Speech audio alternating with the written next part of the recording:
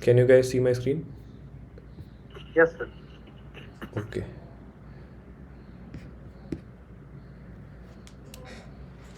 Yeah, so as I mentioned, this week is mostly focused on robotic assistance in basically medical scenarios, and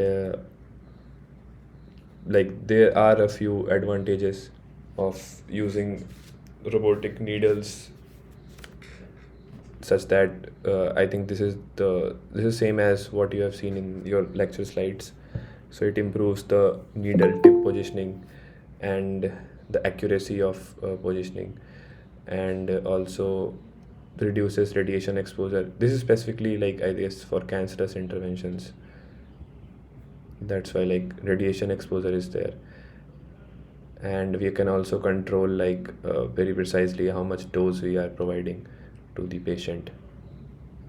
So yeah, I think this is straight away we can see that this is true. This statement is true.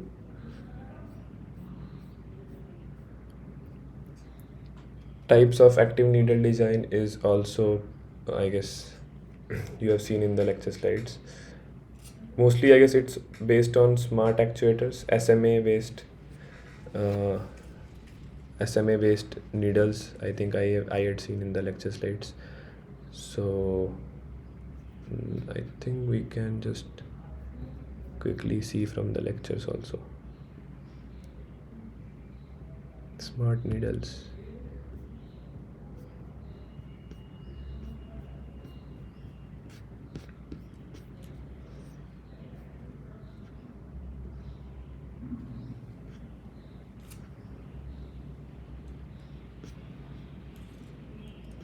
So MIS is minimal invasive surgery, and yeah. So why do we need these self-actuating and flexible needles? So, like, the rigid needles or these curved needles, they have certain risks that they can, like, puncture nearby organs, or can cause some blood loss, etc. So that's why we need, like, some flexible needles which can shape itself according to the target organ and reach in, like, places where it's not so easy to reach for straight needles. So that's why this concept of needle steering is being used. This is the active element, like active bending and sensing. So that's why, like, this smart needle is being used. This is all, like, real life applications of these concepts. And I think there are two designs being described here. Optically actuated, yeah, SMA actuated smart needle. SMA is shape memory alloy. uh, so basically they are deformed when in normal temperature, and they return to original remembered shape when heated.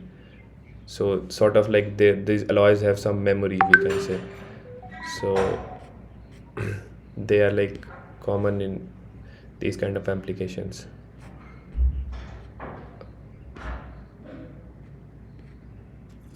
Imaging, ultrasound. Yeah, this is design 1, design 2. Again, this SMA acts as an actuator to control that flexible needle. Okay, I think we can go through questions only. Yeah, so which imaging feedback modalities give high clarity imaging feedback in robot assisted percutaneous interventions? So CT and MRI, I think this was mentioned here also. Imaging and electromagnetic, I think MRI is electromagnetic. So this is again straightforward information based question. How many degree of freedom does the active needle of design 2 has? So design 2 is here. Design 2, yes, this is design 2, and you can see that this is theta 1, theta 2, theta 3, and 4 degree of freedoms it's written. Oh, I can see only 3 here. I think this can also move the base. Yeah, D. Okay, so the base can also move. It's not fixed base, and then there are three like revolute joints kind of thing. Not exactly revolute joints, but joints which can bend basically. So you can see there are 4 degrees of freedom here. Let me just draw this here for your reference.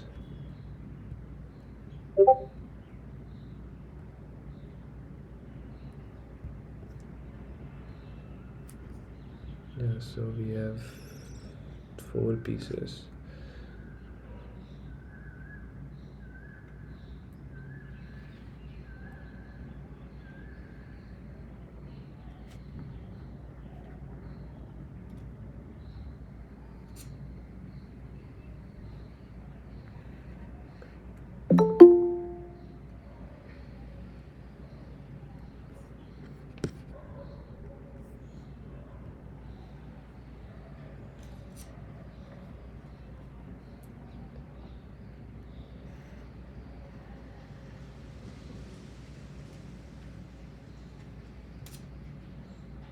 This is the tip, and we have that flexible joint here,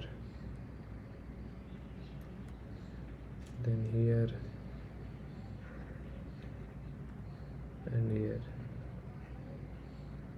So this is theta 1, this is theta 2, and this is theta 3, and this can also move, so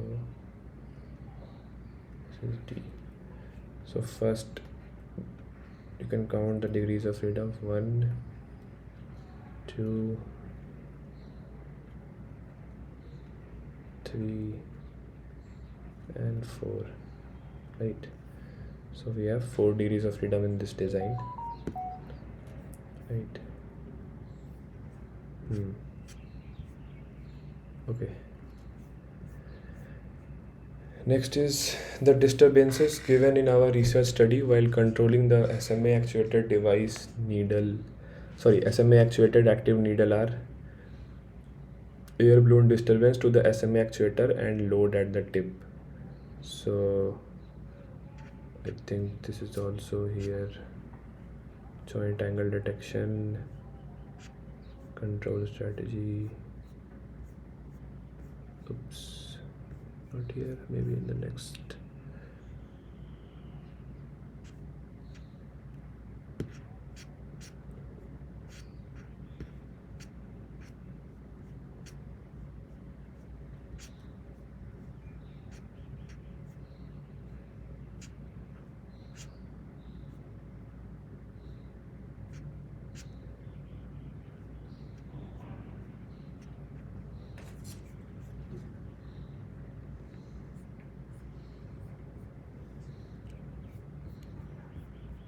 Do you guys remember where is this mentioned in the slides?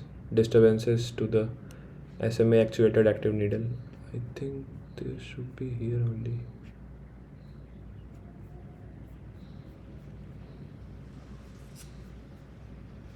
This is the control of the needle, and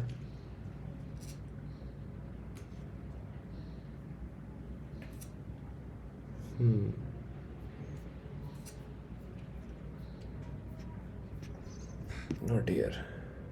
Okay.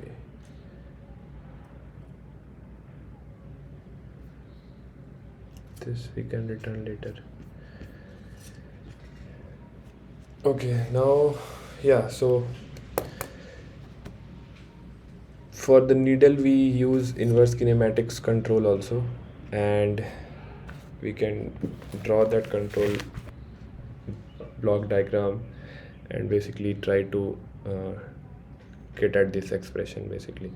So again, this is also described as it is in the slides, but I will just explain it once again. I will just draw the block diagram.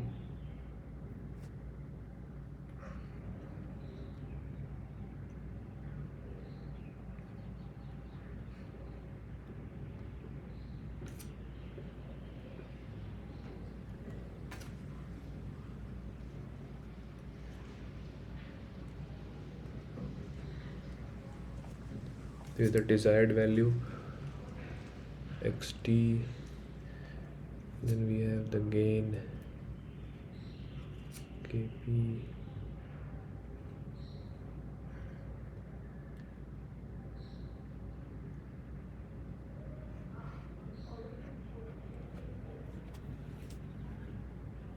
Then we have the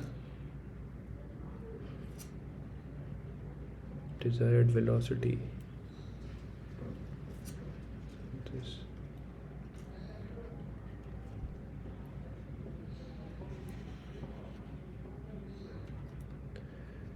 This is x d dot, the desired velocity, and now from here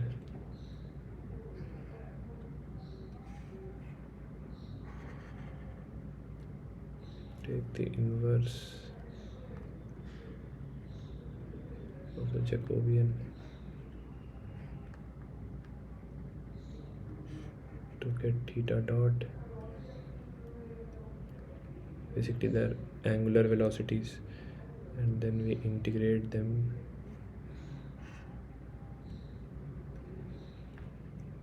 to get theta, and we use this theta to again compute the actual x, and that is what we use to compute the difference. So wait,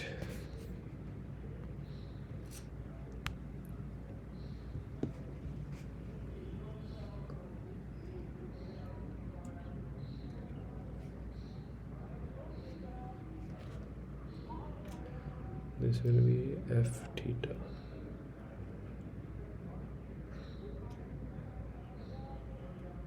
Right, so you would recall this from the lectures. Basically what are we doing? We are we are applying feedback on the error between the desired position and the actual position, and then we are adding that feedback to the desired velocity. The desired velocity is being multiplied with j inverse, because as you remember from the previous lectures, you know that x dot is equal to j q dot or theta dot, right? So this is the relation between the velocities in the task space and velocity in the joint space. So if we know x dot, then we can get theta dot is equal to j inverse x dot, and once we get theta dot, then we numerically integrate it to get theta, and from theta we can then again do forward kinematics to compute the actual position, right? So you can write this as, let's write here that theta dot is equal to j inverse xt dot, right, which comes from here. And what is being added to xt dot? It's xt dot plus kp.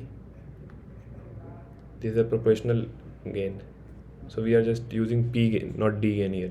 It's a p, not a pd controller, it's just p only, proportional gain only. So kp into difference between x and xt, right, or xt minus x, xt minus x. This is the error term. This is the error, right? So this is the control law.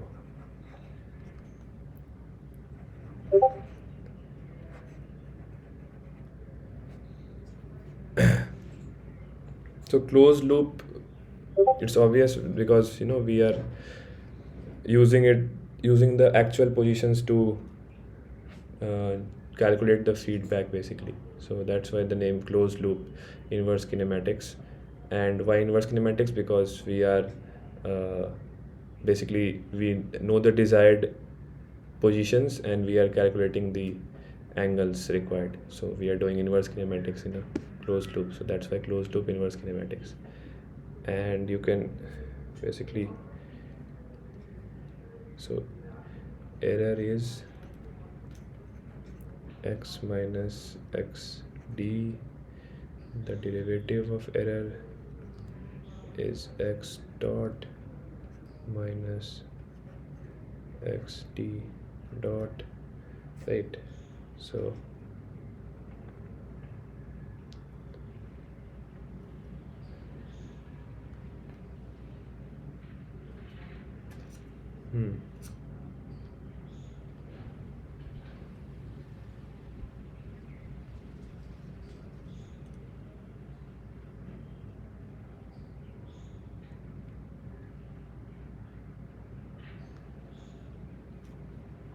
so if in from this equation,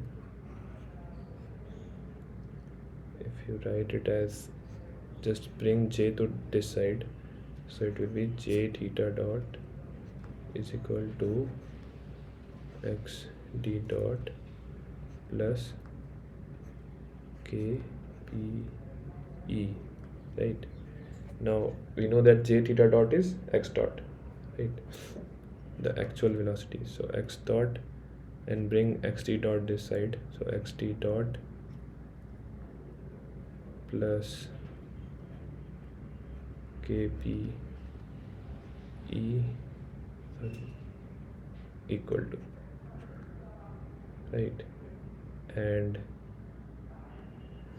I think I defined error differently here, so wait.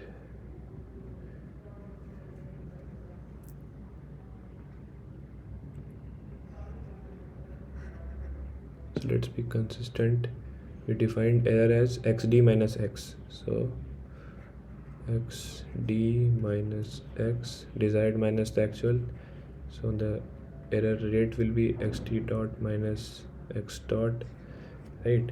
So here, yeah, so j theta dot is x dot, we brought xt dot to this side, so minus xt dot is equal to kp into error, and this x dot minus xt dot is minus of e dot is equal to kp e. So finally what we get is e dot plus kp e is equal to 0.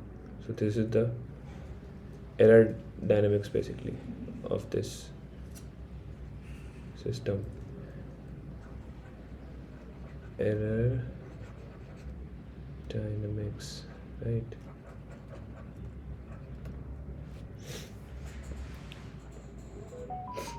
So analyzing this differential equation, you can basically, based on the value of kp, the error might increase or decrease or just remain as it is. So that's where we have to choose kp carefully so that the errors do not blow up. And yeah, I think that's all about this closed loop inverse kinematics. All right.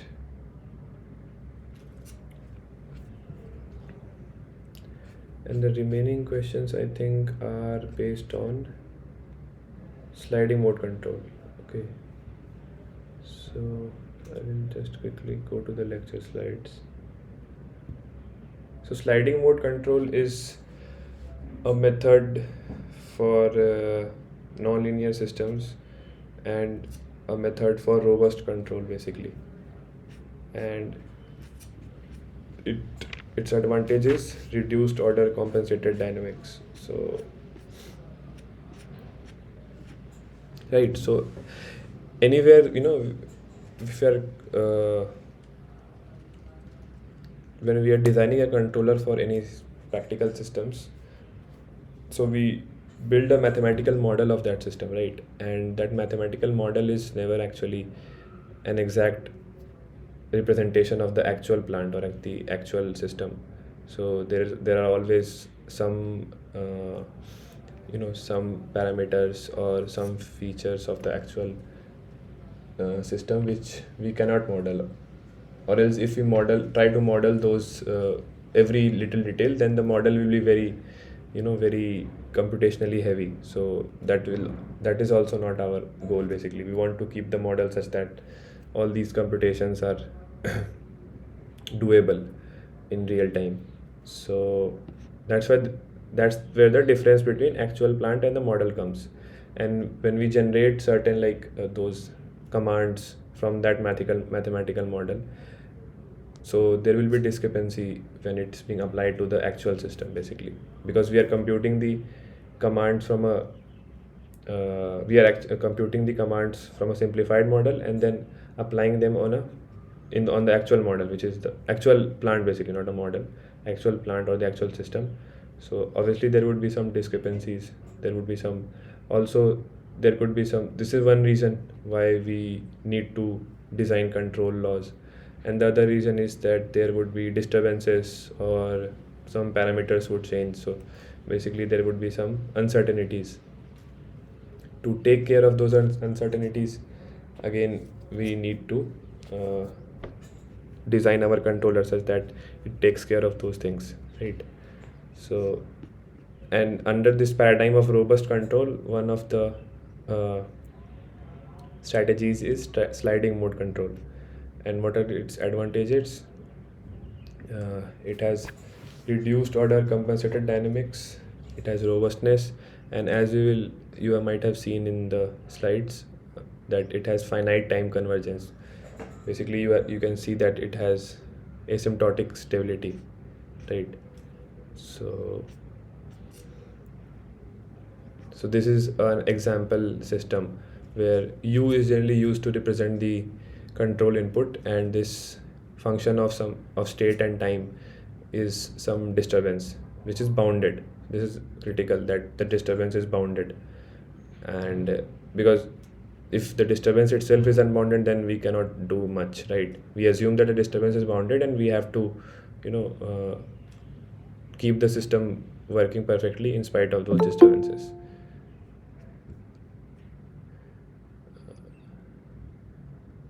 Right. So continuing ahead, so this is what it's saying, that the disturbance, absolute value of the disturbance is less than some value L, right? And what we have to design here is the control input, right?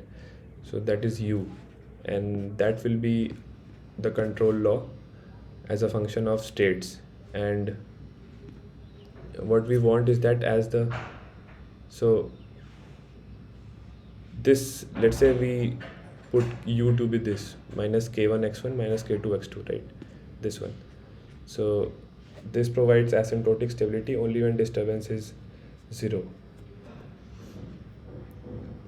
Basically, if we have a bounded disturbance, then it does not provides asymptotic stability. It also keeps the system bounded. It does not allow the system to blow up, but it does not go exactly to 0 when there is a disturbance. So that's what it's explained here, that asymptotic convergence of states only for this case when the disturbance is exactly 0. If our control law is like this, minus k1 x1 minus k2 x2, right? So this is an example plot. Basically, what we are doing is that we are integrating this system of differential equations given these initial conditions and given the value of u, this value of u.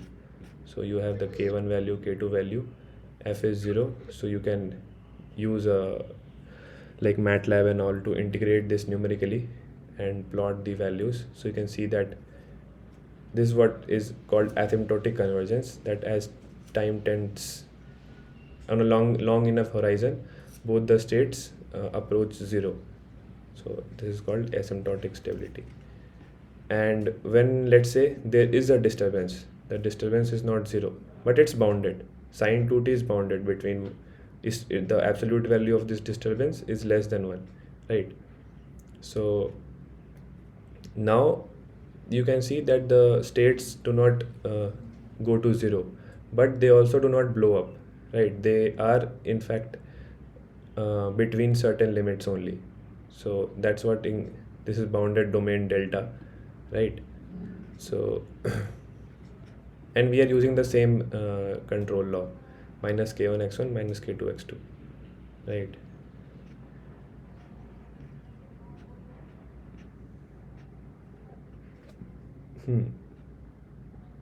So now what we are doing, we we introduce a new variable in the state space of the system. State space is like x1 x2 are the state space variables, and we introduce a new variable sigma, such that sigma is equal to x2 plus cx1, right? So to achieve the asymptotic convergence of state variables, which are x1 and x2, in the presence of disturbance, this variable must be driven to 0 in finite time, right? Because if we want x1 x2 to be 0, then obviously sigma should be driven to 0 in finite time, basically. So we have to design such a control law such that this sigma is driven to 0 in finite time. And for that purpose, we turn to Lyapunov functions. So Lyapunov functions, you might remember from previous lectures, is basically a technique to determine stability, asymptotic stability, or instability, right? So we define a function v which is positive definite, that is greater than 0 everywhere, and as sigma tends to infinity, it should tend to infinity. And the third condition for, and the key condition for asymptotic stability is that v dot should be less than equal to 0, right, for all values of the state, basically. If these conditions are satisfied by this candidate function, Lyapunov function, then we can say that the system is asymptotically stable, right? So let's do this here only. Yeah, let me do this here. So we are defining sigma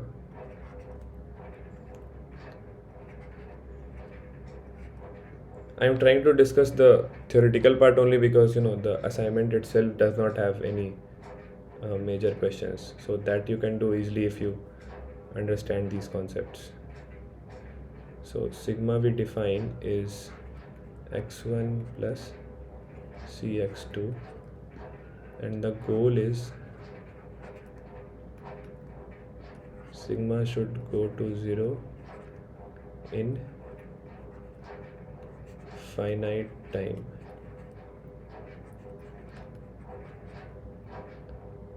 And we have to design the control law, and that is design u, right? And our Lyapunov function is half sigma square, I guess, right? Yeah, half sigma square.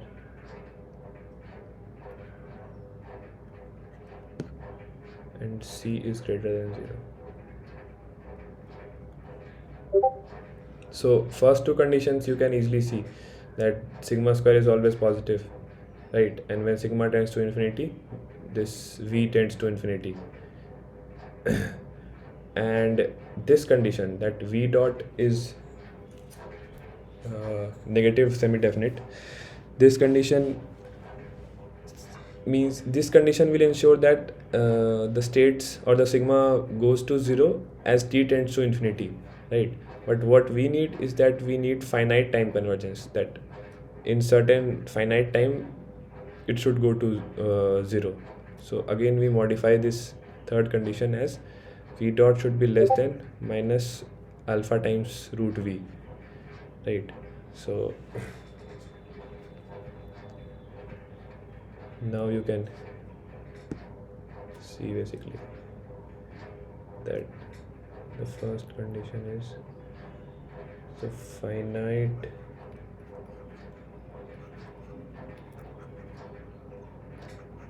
time asymptotic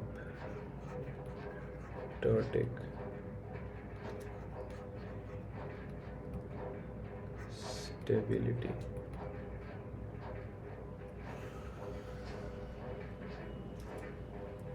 Conditions are v greater than 0,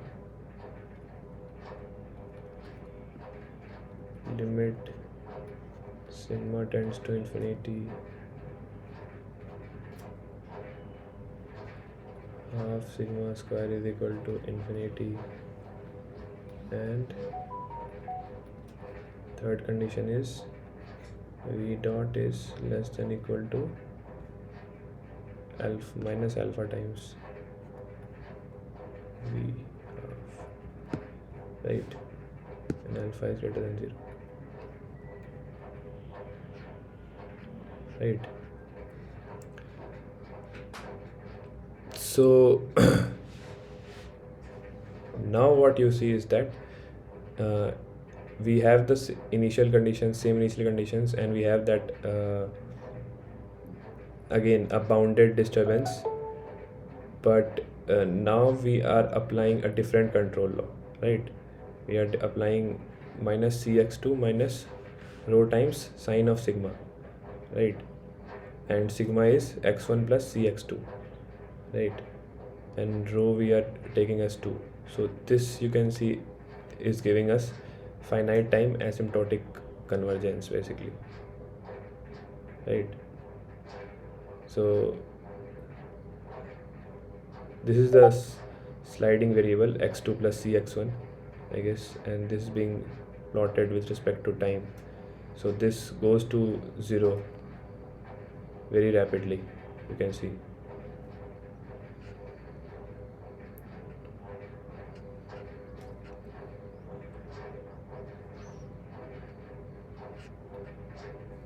Right.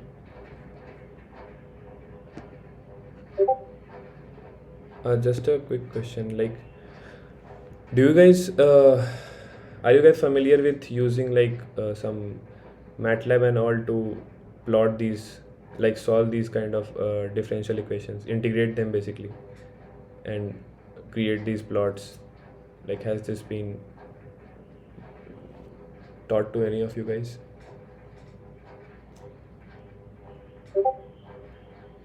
Because in case, let's say you want to reproduce this on your own, then which you can easily do, but like I can describe in one of the discussion hours, or maybe today itself if you wish.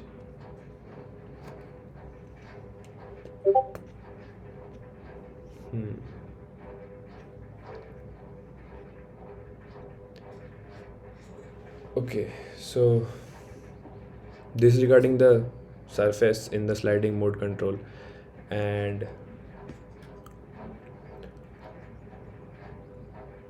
so order of the subsystem when s equal to 0 is n minus m. So what's the question is that, considering n states, that is the x vector basically has n states, and m control inputs, that is the u vector has m input signals, and m is less than n, then s is the sliding variable. So when the sliding variable is 0, the order of the subsystem is n minus m. I think there's nothing much to describe here. Which one is the best method to make control input continuous and smooth? This is the higher order sliding mode control, which we can, let's quickly go through the slides here.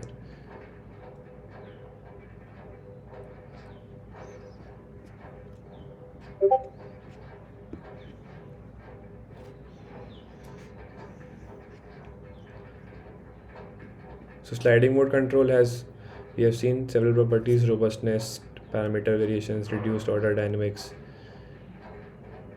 And higher order SMC is the generalization of the first order SMC. So in higher order in the higher order SMC, we take a higher order derivative of the sliding variable basically. So sigma double dot is equal to fu.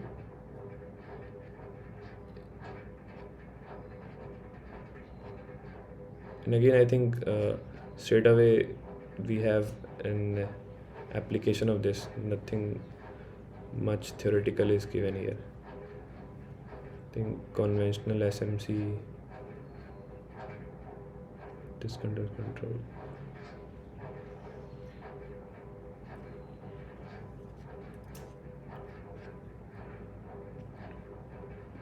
So not much theory here, just a brief introduction of what is higher order higher order SMC, and then a comparison of both these strategies.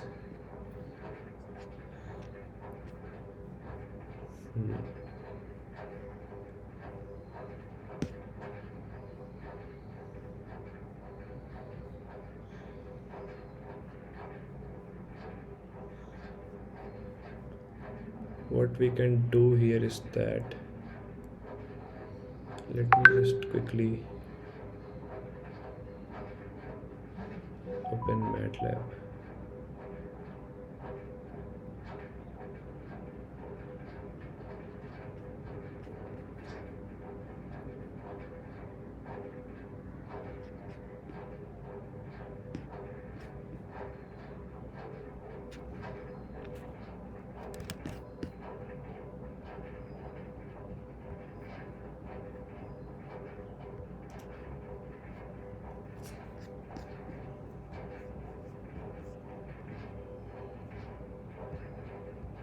And I will just take up one of the examples from the lectures.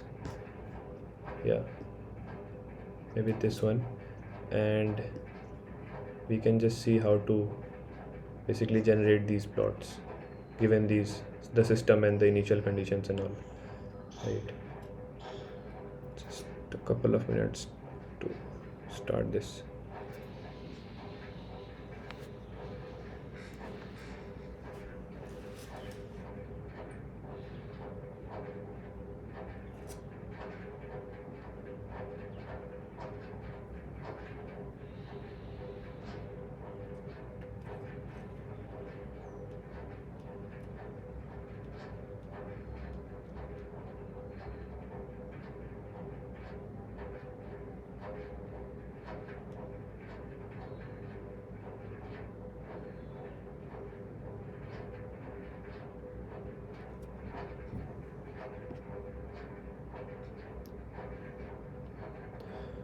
Or maybe we can, okay, let me do we have only 1 minute.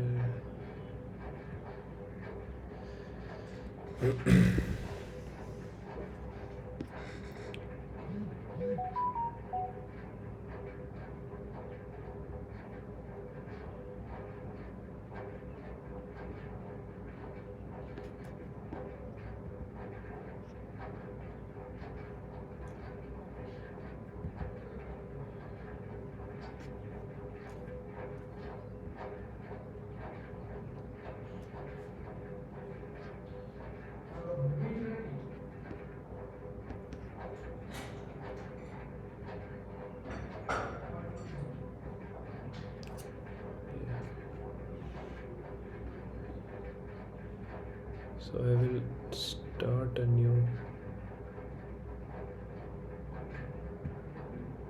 example.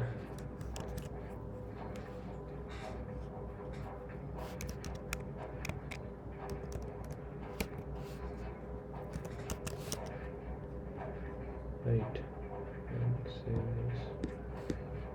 Okay, so first of all, let us describe our system. This is our system, right? X1 dot is equal to x2, x2 dot is equal to u plus the disturbance. So let's do for the first case, right?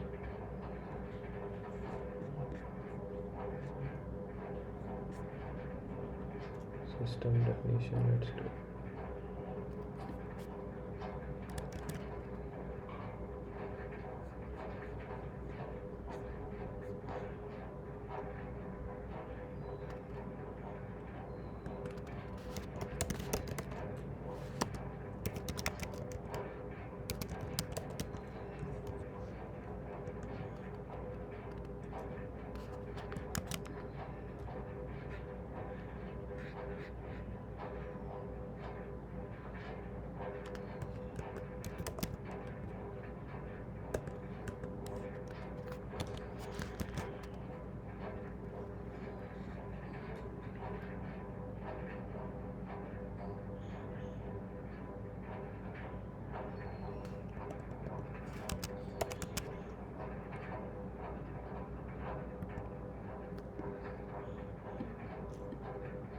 So basically, what we have here is like how we describe this. So our system is x1 dot is equal to x2 and x2 dot is equal to minus k1 x1 minus k2 x2 plus 0, right? Because first case f is 0 and u is minus k1 x1 minus k2 x2, right? So this is what we will describe here. We write y is, the y here is x1 x2, so y, and this is dy dt is the derivative of this, so basically x1 dot x2 dot. And now for x1 dot, what we will write, x1 dot is x2, right? So x1 dot is x2, and what is x2 dot, x2 dot is minus k1 x1 minus k2 x2, so minus k1 is what we have here, k1 is 3 and k2 is 4, so 3 into x1 minus k2 x2, right? So x1 dot is x2 and x2 dot is minus k1 x1 minus k2 x2, right?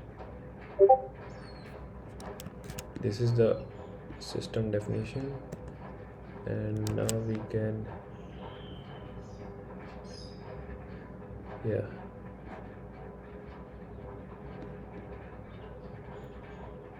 now we can give the initial conditions.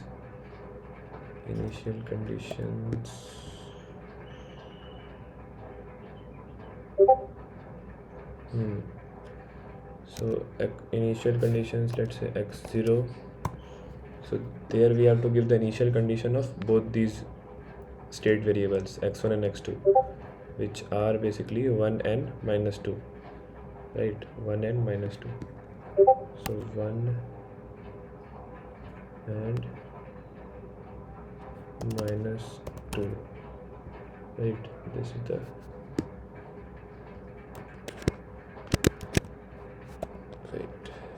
is the initial condition, right?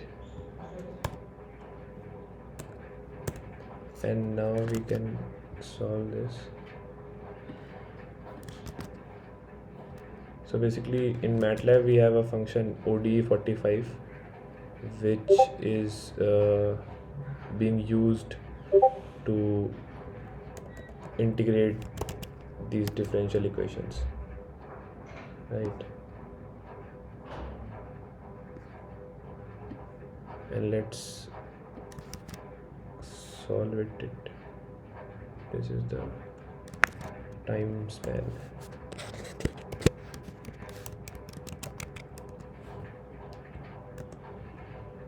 So what does this mean is that we are integrating this differential equation from 0 to 10 with a time step of, let me do the time steps, with a time step of 0.01, right? So and here we have to give the initial conditions, so here give x0, right? So what are we inputting? We are giving the system is this that we defined here. We are giving the time horizon and we are giving the initial conditions, right? And we will get y is the y will be the output, that is the result of integration. And what do we need to plot? We need to plot time and the states x1 and x2, right? So we will plot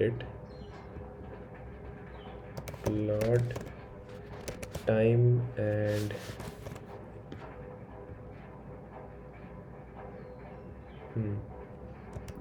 state x1, and on the same plot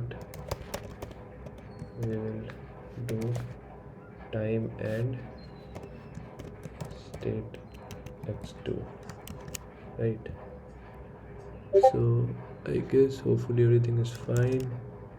So let me run this example smc.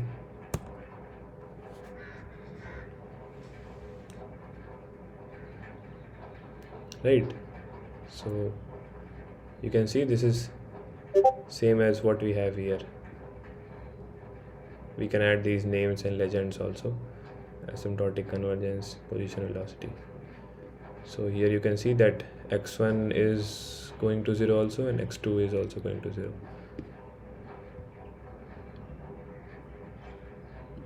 Any doubts in this small piece of code?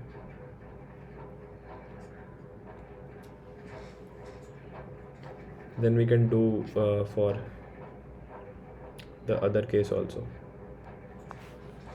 So this is for when there was no disturbance, right? This only x2 dot is only u, no f of x1 x2, right? And let's do this case, right? So in this case there is a disturbance sine of 2t, right? So let me, and other things are same, the initial conditions are same, and k1 k2 values are same. So we have to just add here sine 2t, right? And then let's run it. So see, and this is for 10 seconds, and as I mentioned, as it's mentioned that it's not going to 0, and I will integrate it for more time. Let's integrate for till 100, and then also you will see that it remains bounded, but it also does not go to 0, right? So you can see that it is bounded, but it does not go to 0. This is with conventional control, right? Now we will go to sliding mode control.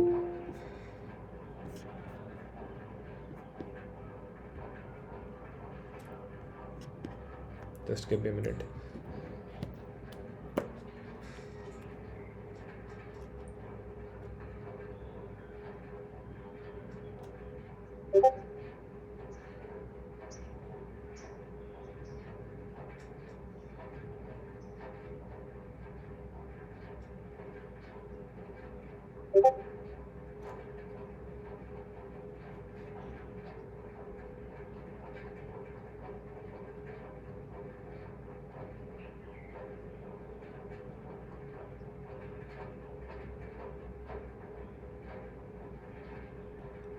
Right, so now let's replicate this one.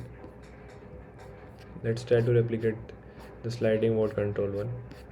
So here what we have, the same initial conditions, the same disturbance also, but different control law.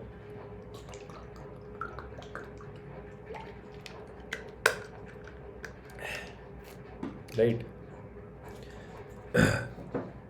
So here we need to define that sigma variable. Okay, so sigma is x1 plus cx2, x2 plus cx1, right? And we have to take sine of sigma. So let me just say signum function in MATLAB. I think it's sine only. Yeah, sine of x. Cool. So let's do this. And sigma is x2 plus cx1. Okay, so we have to define a new variable sigma, that is x2 plus c times x1. And what is c here? C is 1.5, right? The value of c.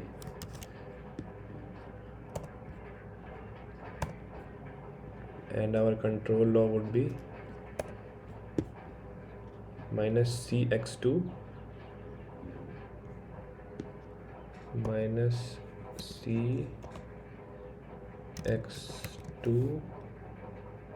plus minus rho times sine of sigma minus, let's type it, p and sine of sigma. And what is p? P or rho is 2.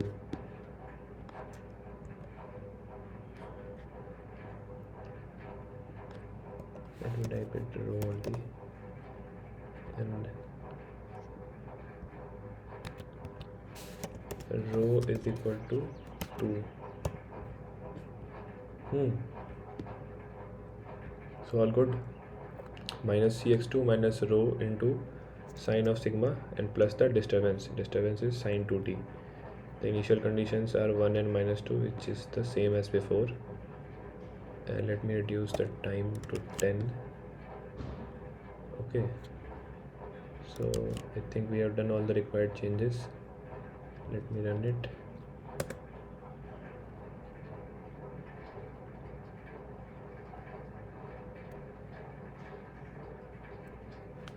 And there you go. So you see that changing that control law and introducing that sigma variable, basically employing sliding mode control, even if the disturbance is not zero, we are getting asymptotic convergence.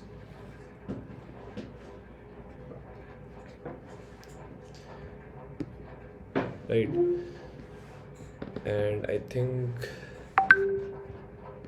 yeah, let us plot this also, sliding variable, which is I guess sigma with time. Sigma is x2 plus cx1, right? So sliding variable would be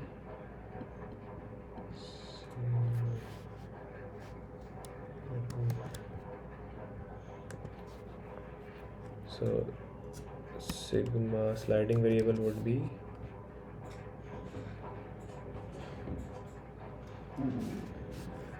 y x2 plus cx1. So x2, I'm directly using the resulting x1 and x2 after integrating, and just use that formula to get the value of the sliding variable at each time step, right? And here we have c is 1.5, right? So this is s. We have to plot t and s.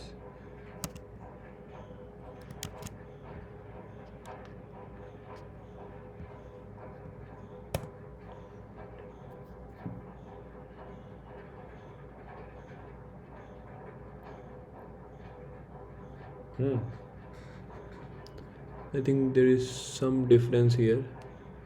I can see some noise here, but more or less the graph is same as expected.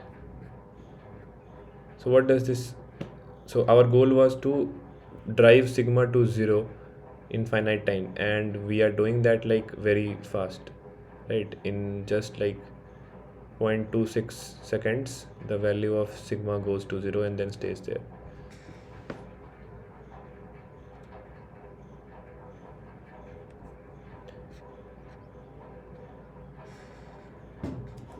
And again, this is the basically, again, here we are plotting the sliding variable with respect to time. Here we are plotting both those states with respect to time, and here we are plotting just both those states with respect to each other. And these kind of plots are called phase portraits. So basically you can see that x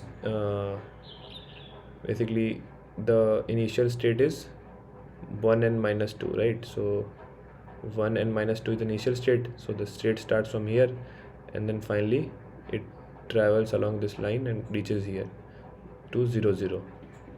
So I can show you this plot also. So we have to plot state 1 with respect to state 2.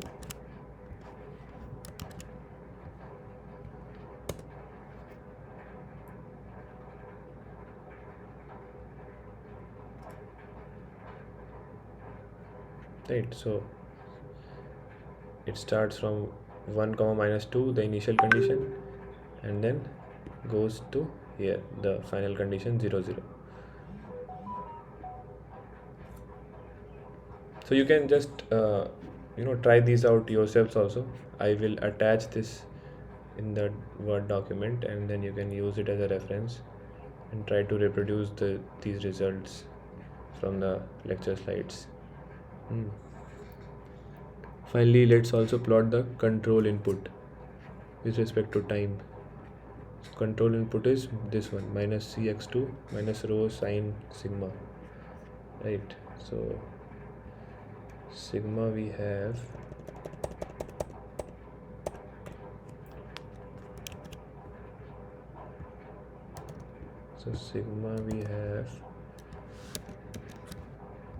and u is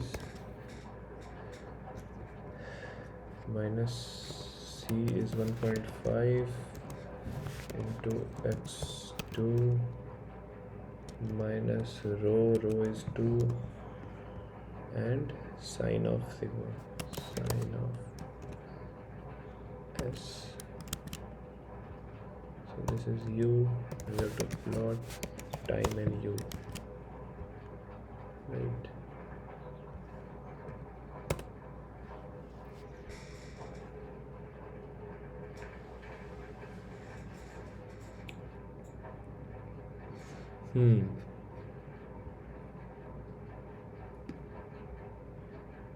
Not exactly same, but I think it's similar only. Yeah, there might be some differences based on like solvers and all, precision and all. I think if I reduce the time step, let me try reducing the time step to see if it improves.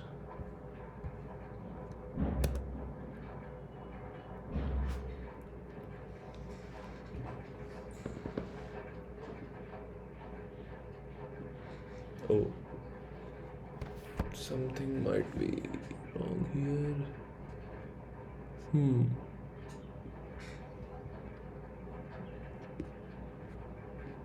Yeah, you can try it on your own also, but I think you have got a feel of how to reproduce these basic results. Right.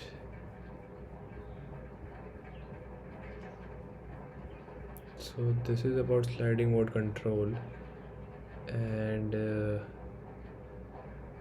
other things I think we have covered, or they're mostly like based on the lectures itself. So anything else that you would like to ask?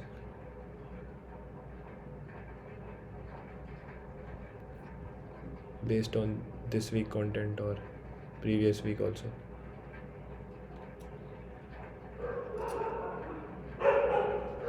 Any doubts in this code or anything else you can ask?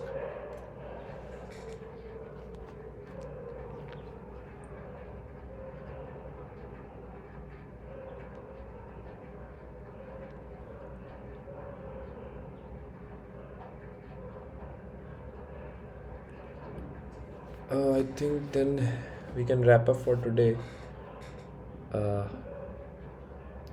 because I think I have covered everything I had planned from my side. So yeah, I think you will be able to do those assignments easily, and if there are any issues we can discuss in the next week's discussion hour.